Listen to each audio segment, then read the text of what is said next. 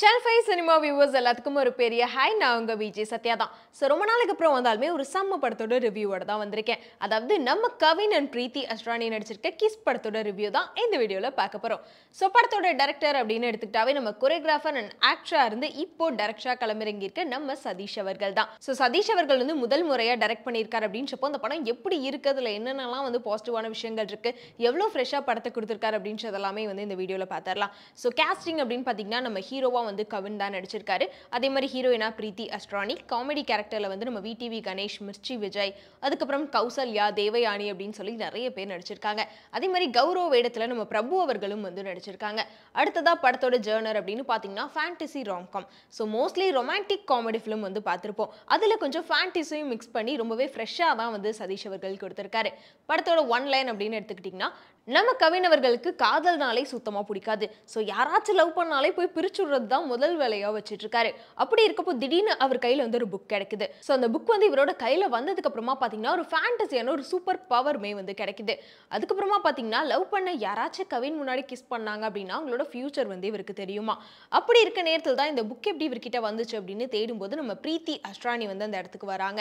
So heroine பிரீத்தி அஸ்ரானியை வந்து கண்டுபிடிச்சிட்டா இந்த book வந்து எதுக்காக வந்துச்சு, இந்த சூப்பர் பவர் எப்படி வந்துச்சு அப்படின்ற விஷயம்லாம் வந்து கண்டுபிடிச்சிடலாம் அப்படின்னு சொல்லி தான் தேடி போறாங்க. அப்படி ஒரு சூழ்நிலையில பிரீத்தி அஸ்ரானி மேல கவினுக்கு காதல் வருது. ஸோ இருந்தாலுமே வந்து லவ்வே பிடிக்காதுன்னு இருந்த ஒருத்தருக்கு திடீர்னு காதல் வருது அப்படின்றப்போ அந்த ஃபேண்டசி பவரும் இருக்கு. ஸோ அந்த ஃபேண்டசி பவர்னால வந்து என்னென்ன பிரச்சனைகள்லாம் அவர் சந்திக்க போறாரு, எல்லாத்துலவையும் பிரிச்சவரோட காதல் சேருமா சேராதா அப்படின்னு சொல்லி நிறையவே இன்ட்ரெஸ்டிங்கான விஷயங்களோட தான் இந்த படத்தோட கதையை வந்து எடுத்திருக்காங்க. அதுக்கப்புறமா பார்த்தீங்கன்னா ஆக்டிங் வைஸ் நம்ம கவின் எப்பயும் போலயே வந்து தாறுமாறா பண்ணிட்டாருன்னு சொல்லலாம். ஏன்னா அவ்வளோ ஒரு நேச்சுரலான ஆக்டிங், அவருக்காகவே இந்த கதை எழுதியிருக்காங்கப்பா அப்படின்னு சொல்ற அளவுக்கு செம்மையா நடிச்சிருப்பாரு. அதே மாதிரி பிரீத்தி அஸ்ரானி அப்படின்னு எடுத்துக்கிட்டா அவங்களோட கேரக்டருமே வந்து ரொம்ப ஃப்ரெஷ்ஷான ஒரு கேரக்டரா தான் வந்து எழுதியிருக்காங்க. ஸோ ரெண்டு பேரோட கெமிஸ்ட்ரி வந்து வேற லெவலில் இருக்குங்க. தேட்டரில் பார்த்தாச்சா என்ன மாதிரி பார்ப்பா அப்படின்னு சொல்லி நம்மளே வந்து மெய் மறந்து பார்க்குற அளவுக்கு செம்ம சூப்பராக இருக்கு. அதே மாதிரி டான்ஸ் கொரியோகிராஃபி எல்லாமே வந்து நம்ம சதீஷ் அவர்களோட படம் அப்படின்றப்போ சும்மாவா இருக்கும். ஸோ பாட்டு எல்லாமே செம்மையா இருக்கு. அதே மாதிரி தான் நம்ம பிரீத்தி அஸ்ரானி வந்து ஒரு சால்சா கற்றுக் கொடுக்கக்கூடிய ஒரு டீச்சர் அந்த மாதிரி தான் இருக்காங்க. ஸோ அப்படி இருக்கப்போ அவங்களுமே வந்து இந்த டான்ஸ்லலாம் வந்து செம்மையா பண்ணிட்டாங்க. காமெடி அப்படின்னு எடுத்துக்கிட்டா நம்ம விடிவி கணேஷ் அவர்கள் அண்ட் மிர்ச்சி விஜய், கவின் இவங்க 3 பேத்தோட காம்போ வந்து அடுத்து நம்மளோட ஃபேவரட் காம்போவாக இருக்கும் அப்படின்னு தான் சொல்கிறோம். ஏன்னா காமெடியில் டைமிங் காமெடியிலேருந்து எல்லா விஷயத்தையுமே வந்து செம்மையாக பண்ணிட்டாங்க. ஸோ படத்தில் காமெடிக்கு பஞ்சுமே கிடையாது. அதே மாதிரி தான் வந்து எமோஷனாக இருக்கட்டும், லவ், அதுக்கப்புறம் காமெடி அப்படின்னு சொல்லி எல்லா ஃபீலிங்ஸுமே ஒட்டு மொத்தமாக படத்தில் வச்சுருக்காங்க. ஸோ இருந்தாலுமே வந்து நார்மலான ரொமான்டிக் காமெடி ஃபிலிமாக இல்லாமல் கொஞ்சம் டிஃப்ரெண்ட்டாக வந்து ஃபேண்டசிங் ஆட் பண்ணி செம்மையாக எடுத்துகிட்டு போயிருக்காங்க அப்படின்னு தான் சொல்லணும். அதே மாதிரி படத்தோட இன்டர்மிஷன் வந்து அவ்வளோ நேரம் காமெடியாக போயிட்டு இருந்தது திடீர்னு இன்டர்மிஷனில் ஒரு சீரியஸான சீனோட தான் முடிப்பாங்க. அதுக்கப்புறம் படம் ஃபுல்லாகவே வந்து செம்ம சீரியஸாக போகும் போலே அப்படின்னு நினச்சிட்டு இருந்தா செகண்ட் ஹாஃபில் திரும்பியுமே வந்து ரொம்ப சேஃபாக காமெடிக்கே எடுத்துகிட்டு வந்துட்டாங்க. ஸோ அதனால ஃபுல்லாகவே என்ஜாய் பண்ணக்கூடிய ஒரு லெவலில் தான் இருந்துச்சு. அடுத்ததாக படத்தோட ஹீரோ அப்படின்னு எடுத்துக்கிட்டிங்கன்னா நம்ம music director Jen Martin. So அவரோட மியூசிக்லாம் அப்பா கேட்டுகிட்டே இருக்கலாங்க. அந்தளவுக்கு பாட்டு வந்து படத்தில் அவ்வளோ இல்லைனாலுமே பின்னணி இசையில் வந்து செம்மையாக பண்ணியிருக்காரு. அதுவும் அந்த விஷுவலோட அந்த மியூசிக்லாம் கேட்குறப்போ வேறு லெவல் ஃபீலிங்ஸாக தான் இருந்துச்சு. அதே மாதிரி காதல் அப்படின்ற ஒரு விஷயத்த ரொம்பவே அழகாக அந்த ஹீரோக்கு புரிய வைக்கிற மாதிரி நமக்கும் புரிய வச்சிருக்காரு அப்படின்னு சொல்லலாம். ஏன்னா காதல்னு எடுத்துக்கிட்டாவே யங்ஸ்டர்ஸ் மட்டும் தான் லவ் பண்ணுவாங்க அப்படின்லாம் இருக்கும். பட் அப்படியெல்லாம் கிடையாது. பெரியவங்களோட லவ்வாக இருக்கட்டும், யங்ஸ்டர்ஸோட லவ்வாக இருக்கட்டும், 2K லவ் கூட எடுத்துகிட்டு வந்திருக்காங்க. முக்கியமாக பார்த்தீங்கன்னா அனிமல் லவ், அதாவது ஒரு நாய்களுக்கு நடுவில் எவ்வளோ காதல் இருக்கு, அந்த காதல் வந்து என்னென்னலாம் அதை பண்ண வைக்கும் அப்படின்னு சொல்லிட்டு ஒரு சீன் வந்து முக்கியமாக வச்சிருப்பாங்க. ஸோ அந்த சீன் செம்மையாக இருக்குது அப்படின்னு சொல்லலாம். ஏன்னா முக்கால்வாசி இந்த மாதிரி ஒரு சீன் வந்து நம்ம எந்த படத்துலையும் பார்த்துருக்க மாட்டோம். ஸோ டிஃப்ரெண்ட்டான ஒரு கான்செப்டாக அந்த சீன் வந்து வச்சிருந்தாங்க.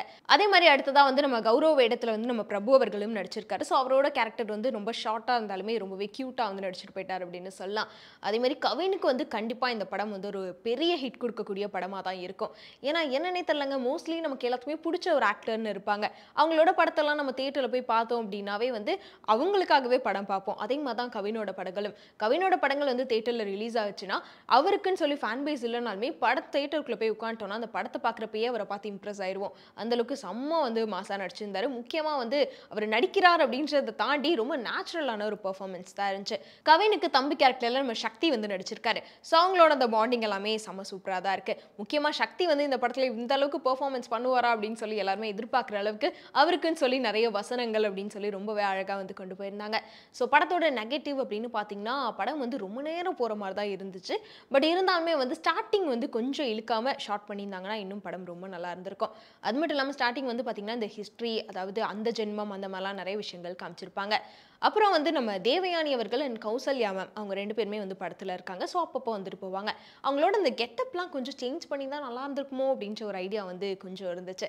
ஏன்னா எப்பயுமே நம்ம தேவயானி மேம் அண்ட் கௌசல்யா மேம்லாம் நம்ம படத்துல நெறைய டைம் பார்த்துருப்போம். அப்படி இருக்கப்போ இந்த படத்துல வந்து ரொம்ப மாடர்னா அவங்கள காமிச்சிருப்பாங்க. பட் இருந்தாலும் அவங்களோட அந்த காஸ்டியூம்லாம் கொஞ்சம் சேஞ்ச் பண்ணியிருக்கலாம் அப்படின்ற மாரி ஒரு ஃபீல் இருந்துச்சு. அதே மாரி படத்தோட கிளைமாக்ஸ் அப்படின்னு எடுத்துட்டீங்கன்னா, ஸோ அதுலயுமே வந்து அந்த ஸ்க்ரீன் ப்ளே வந்து வேற லெவல்ல இருந்துச்சு அப்படின்னு தான் சொல்லணும். ஏன்னா மோஸ்ட்லி வந்து இதுல இன்னொரு விஷயத்த வந்து மெயினா சொல்லியிருப்பாங்க. கர்மா அப்படின்ற ஒரு விஷயம். நம்ம ஒரு விஷயம் கெட்டது பண்ணோம் அப்படின்னா, நம்ம வாழ்க்கையில அதான் நடந்துட்டு இருக்கும். அத ஒரு வேளை நம்ம சரி செஞ்சோம் அப்படின்னா, நம்ம வாழ்க்கை மாறுறதுக்கு நெறையவே சான்ஸ் இருக்கு அப்படின்ற மாரி ஒரு சோஷியல் மெசேஜையும் வந்து சதீஷ் கொண்டு போயிருந்தார் அப்படின்னு சொல்லலாம். ஸோ இவர பொறுத்தவரைக்குமே சதீஷ் அப்படின்னாலே ஒரு ஜாலியான பெர்சன் அப்படின்றப்போ, படமே வந்து செம்ம ஜாலியா தான் எடுத்திருக்காரு. எந்த இடத்துலயுமே போர் அடிக்கிறதோ, இல்லன்னா என்னப்பா இப்படி கொண்டு போறாங்க அப்படின்னு சொல்லிட்டு எந்த ஒரு ஃபீலுமே நமக்கு குடுக்காம ஃபுல் அண்ட் ஃபுல் என்டர்டெயின்மென்ட் மூவியா தான் குடுத்திருக்காங்க. அதுலயும் ஃபேண்டசி அப்படின்ற ஜர்னருக்குள்ள ஃபுல்லாவே போயிருந்தாங்கன்னா, நெறைய லாஜிக்லாம் கண்டுபிடிச்சு பேசியிருப்பாங்க. ஸோ அதுலயும் சேஃபா வந்து லைட்டா ஃபேண்டசி வச்சுட்டு மத்தபடி ஃபுல்லாவே ரொமான்டிக் காமெடியில தான் வந்து எடுத்துட்டு போயிருக்காரு அப்படின்னு சொல்லலாம். ஸோ இந்த டீம் வந்து சொல்லப்போனா தாறுமாறான டீமா தாங்க இருக்கு. படத்த பத்தி ஒன் லைன்ல ரிவ்யூ அப்படின்னா, கண்டிப்பா போய் தியேட்டர்ல பார்க்கக்கூடிய ஒரு படம் அப்படின்னு சொல்லலாம். முக்கியமா நெறைய பேர் ரொம்ப ஒரு ஸ்ட்ரெஸ்லலாம் இருக்கீங்க அப்படின்னா, இந்த படத்த பார்த்தீங்கன்னா ஃபுல்லாவே வந்து சிரிச்சுட்டு தான் வெளிய வருவீங்க. அந்த அளவுக்கு வேற லெவல்ல தான் இருந்துச்சு அப்படின்னு சொல்லலாம். ஸோ நீங்களும் இந்த கிஸ் படம் பார்த்துட்டீங்க அப்படின்னா, படம் எப்படி இருக்கு அப்படின்றத மறக்காம கமெண்ட்ல சொல்லிருங்க.